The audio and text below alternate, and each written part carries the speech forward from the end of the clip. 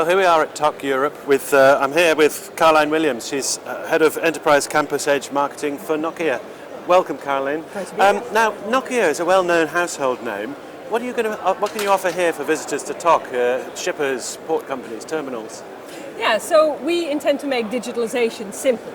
And how we do that is that we have one platform that has all the ingredients to make digitalization simple. First of all, the connectivity. Private wireless, 4G or 5G, as well as Wi-Fi. But 4G and 5G is needed for that mission-critical connectivity, that wireless mission-critical connectivity.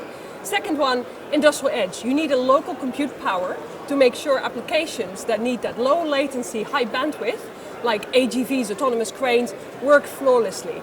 And on top of that edge, you can then deploy a lot of different applications, right? Even applications like asset tracking, video analytics. So that's another ingredient we provide, also with partners, but we also have our own applications. And then the fourth ingredient is devices. Devices for people and machines, routers, dongles, handhelds. So all these four, industrial edge, private wireless connectivity, devices, applications, in one platform to simplify the digital transformation. Digital transformation is a term I've heard all across the floor. Can you just explain what digitization is and what it means to our industry? Yeah, so digitalization is actually the gateway to improvement, right? Productivity, worker safety, sustainability. But what it means is you have to connect your assets. And when you connect your assets, you can get the data. And then you can visualize the data. And when you know what is happening in your entire port, where the assets are, how much energy you use, then you can start to optimize your processes. So that's the key of digitalization.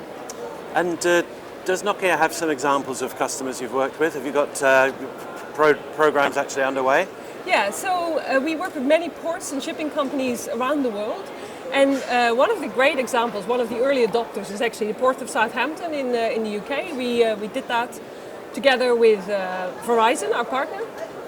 And so they were the early adopters. They have a 5G network. And one of the key use cases they are already have rolled out is asset tracking. So it's a car port. So they have many cars coming in and out of the port every day. So now, because they have asset tracking, they know exactly where all these cars are. And they also know if they move again within 24 hours. And if they don't, they get a fine.